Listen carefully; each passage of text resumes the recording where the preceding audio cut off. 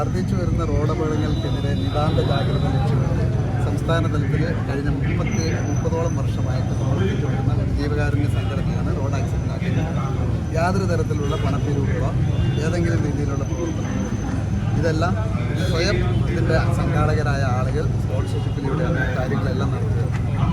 ഇങ്ങനെ 4 വാഹനങ്ങളിലായി 5 ഡിപ്പാർട്ട്മെൻറ്റുകൾ, ഹെൽത്ത്, വാഹന വകുപ്പ്, പോലീസ്, ശുചിത്വ മിഷൻ, അതുപോലെ തന്നെ എക്സൈസ് അടങ്ങിയ എല്ലാ ഡിപ്പാർട്ട്മെൻറ്റുകളുടെയും സഹകരണത്തോട് കുടുംബശ്രീ അടക്കമുള്ള ഡിപ്പാർട്ട്മെൻറ്റുകളുടെ സഹകരണത്തോടെ എല്ലാ പഞ്ചായത്ത് തലങ്ങളിലേക്കും ഇതിൻ്റെ ബോധവൽക്കരണം എത്തിക്കണമെന്നാണ് ഉദ്ദേശം. മാത്രമല്ല എല്ലാ കലാലയങ്ങളിലും സ്കൂളിലും കോളേജുകളിലും ഈ സന്ദേശം എത്തുകയും വർദ്ധിച്ചു വരുന്ന അപകടങ്ങൾ മാത്രമല്ല മാരകമായ രോഗങ്ങളുടെ പ്രതിവിധി കണ്ടെത്തുക, ജലജന്യ രോഗങ്ങൾ അടക്കമുള്ള കാര്യങ്ങൾ ചർച്ച ചെയ്യുക, അതെല്ലാം വിദ്യാർത്ഥികളിലൂടെ പ്രചരണം നടത്തി വീട്ടമ്മമാരിലൂടെ ഡെവലപ്പ് ചെയ്ത് സാമൂഹ്യ നന്മയ്ക്ക് ഉതകുന്ന ഏതെല്ലാം പ്രവർത്തനങ്ങളുണ്ടോ അതിലെല്ലാം പങ്കാളിയാകുന്ന ഒരു പ്രസ്ഥാനമാണ് റോഡ് ആക്സിഡൻറ്റ് ആക്ഷൻ. കേരളത്തിൽ ഇത്തരത്തിലുള്ള ഒരു സംഘടന വേറെ ഇല്ല എന്ന് വേണമെങ്കിൽ പറയാം. ഇല്ല, എല്ലാ ജില്ലയിലും അതിൻ്റെ പ്രവർത്തനങ്ങളുണ്ട്. നിയോജക മണ്ഡലങ്ങൾ കേന്ദ്രീകരിച്ചുള്ള കമ്മിറ്റികളുണ്ട്. പ്രവർത്തനങ്ങൾ വളരെ സജീവമായി. വനിതാ ഫോറത്തിന് സ്ത്രീകൾക്ക് വേണ്ടി കുടുംബശ്രീയുമായി സഹകരിച്ച് വനിതാ ഫോറത്തിൻ്റെ പ്രത്യേകമായി നമുക്കൊരു കമ്മിറ്റി ഉണ്ട്. വനിതാ ഫോറത്തിൻ്റെ സംസ്ഥാന രക്ഷാധികാരിയാണ് അഡ്വക്കേറ്റ് സുജാത വർമ്മ നിൽക്കുന്നത്. എല്ലാം സുരക്ഷയുമായി ബന്ധപ്പെട്ട ഈ ബോധവൽക്കരണം എങ്ങനെയാണ് സംഘടിപ്പിക്കുന്നത്?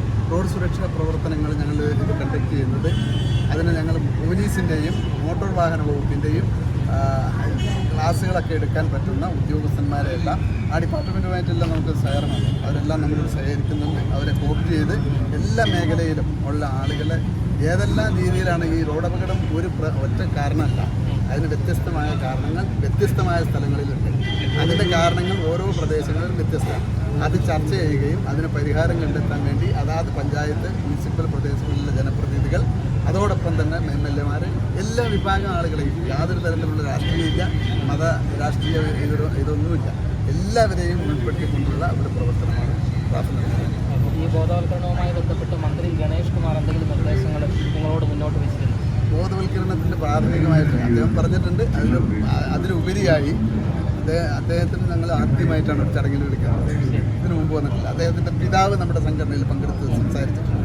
കേരളത്തിൻ്റെ മുഖ്യമന്ത്രിയോട് ഈ കാര്യങ്ങൾ വ്യക്തമായി ഞങ്ങൾ സംസാരിക്കുകയും അതിൻ്റെ അടിസ്ഥാനത്തിലാണ് കരിക്കുലം കമ്മിറ്റിക്ക് പാഠ്യവിഷയമാക്കാം, റോഡ് സുരക്ഷ പാഠ്യവിഷയമായി ആക്കാനുള്ള ഒരു നിർദ്ദേശം വന്നിട്ടുള്ളത്. ബഹുമാനായ മുഖ്യമന്ത്രി പ്രത്യേകം ഇനിഷ്യേറ്റ് ചെയ്തുകൊണ്ടാണ് അത് കരിക്കുലം കമ്മിറ്റിക്ക് കൈമാറിയിട്ടുണ്ട്. അത് ഉടനെ തന്നെ എല്ലാ വിദ്യാർത്ഥികൾക്കും ലഭിക്കത്തക്ക രീതിയിൽ അത് പഠന വിഷയമാക്കുന്ന രീതിയിലേക്ക് അത് എത്തിച്ചേരുമെന്നാണ് ഞങ്ങൾ പ്രതീക്ഷിക്കുന്നത്. ഈ ഇരുചക്ര വാഹനങ്ങൾ മൂലമുണ്ടാകുന്ന റോഡപകടങ്ങൾ ഇപ്പോൾ വർദ്ധിച്ചുകൊണ്ടിരിക്കുകയാണ്. അപ്പോൾ അത് എങ്ങനെ ഇല്ലാതാക്കാമെന്നതിനെക്കുറിച്ച് കുറച്ച് കൊണ്ടുവരാൻ എന്തെങ്കിലും മാർഗം? ഇരുചക്ര വാഹനങ്ങൾക്ക് പ്രധാന കാരണങ്ങൾ മാതാപിതാക്കൾക്ക്. പഴയ കാലത്തൊക്കെ ഞാനൊക്കെ പഠിച്ചിരുന്ന കാലത്തൊക്കെ SSLCക്ക് പാസ്സായാണെങ്കിൽ ഇന്നത്തെ മാതിരി A+ ഇല്ല.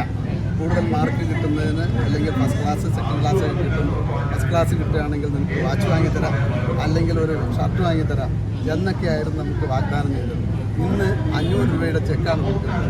ആ 500 രൂപയുടെ ചെക്കുമായിട്ട് ഏതെങ്കിലും 2 വീലർ വിൽക്കുന്ന സ്ഥാപനത്തിൽ ചെന്നാൽ അവർക്ക് കിട്ടുന്നത് മോട്ടോർ ബൈക്കാണ്. ആ മോട്ടോർ ബൈക്ക് എന്ന് പറയുന്നത് അവർക്കൊരു ക്രൈസാണ്. അത് ഉപയോഗങ്ങൾ 3000-ഓളം മോട്ടോർ ബൈക്ക് പ്രധാനപ്പെട്ട രീതിയിൽ നിങ്ങൾ ശ്രദ്ധിച്ചിട്ടുണ്ടാവുകയും അതിൻ്റെ മുന്നിലിരിക്കുന്ന ആളുകൾ കിടന്നാണ് ഓടിക്കുന്നത്, ബാക്കിലിരിക്കുന്ന ആളുകളെ ഉയരത്തിൽ നിൽക്കുന്ന രീതിയിലാണ് കാണുന്നത്. അങ്ങനെ 3000 മോട്ടോർ വാഹനങ്ങൾ കേരളത്തിൽ ഇറങ്ങിയത് ഇന്ന് 800 ചില്ലാൻ മാത്രമാണ് ഇന്ന് നിരത്തിലുള്ളത്. അത് ഓടുന്നുണ്ടോ എന്ന് സംശയമാണ്. അത് ഓടിച്ചിരുന്നവർ ഒരാൾ പോലും നമ്മുടെ കൂടെ അത്രയും അത്യാഹിതം പിടിച്ച ഒരു ഏർപ്പാടാണ് ഈ ഭൂമിയിൽ.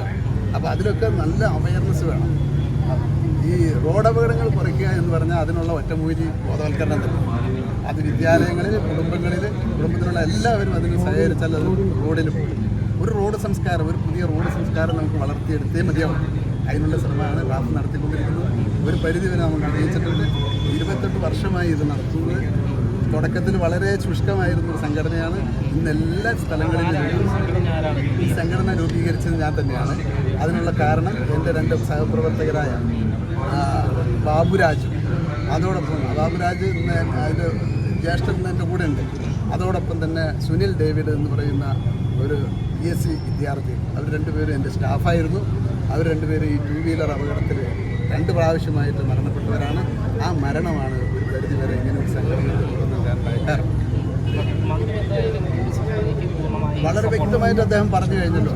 ഈ സംഘടന എങ്ങനെ പ്രവർത്തിക്കുന്നു എന്നതിനെക്കുറിച്ച് അദ്ദേഹത്തിന് വ്യക്തമായ കാഴ്ചപ്പാടുണ്ട്. മാത്രമല്ല ഭരണപരിഷ്കാരം മാത്രമല്ല, അദ്ദേഹത്തിന് സ്വന്തമായ ചില ഐഡിയാസ് അത് ജനോപകാരപ്രദമായ രീതിയിൽ കൈകാര്യം ചെയ്യാൻ കെൽപ്പുള്ളൊരു മന്ത്രിയാണ്. കെൽപ്പുള്ള ഒരു മന്ത്രിയുടെ മകൻ കൂടിയാണ്.